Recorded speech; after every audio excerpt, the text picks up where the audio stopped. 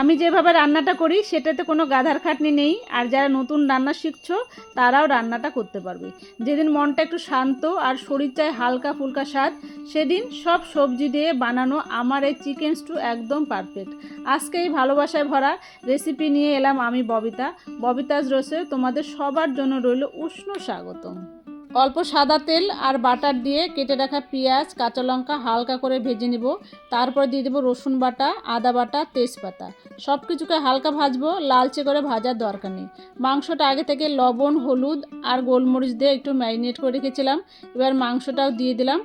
মাংসটা অল্প ভেজে নেব, শুধু কালারটা একটু চেঞ্জ হয়ে এলে তারপরে আমি এখানে বড় বড় করে কেটে রেখেছি সব সবজি, কোয়াশ, পেঁপে, গাজর, টমেটো একসঙ্গে মাংসের মধ্যে দিয়ে দেবো। তোমরা চাইলে আরও কিছু দিতে পারো। এবার সব কিছুকে ভালো করে ভাজবো। এবার আমি দিয়ে দিলাম আটা, তবে কর্নফ্লাওয়ারও দেওয়া যায়, যাই দাও না কেন দিয়ে সব কিছুর সঙ্গে একটু ভালো করে ভেজে নেব। সব ভাজা হয়ে গেলে এবার দিয়ে দেবো জল, যতটা ঝোলের দরকার। একটু বেশি জল দিতে হয় চিকেন স্টুতে। সেদ্ধ হওয়ার জন্য এটাকে আমি ঢাকা দিয়ে রেখে দেব। অল্প লবণ দিয়ে দিলাম এর মধ্যে।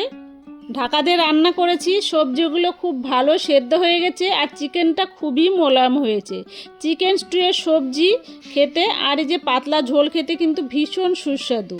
আমি এবার নামিয়ে নেব। ঝোলটা একটু কমিয়ে নিয়েছি। নামানোর আগে দিয়ে দিলাম ব্ল্যাক পেপার আর মিক্স হার্ব, অল্প বাটার। ব্যাস রেডি হয়ে গেল আমার চিকেন স্টু।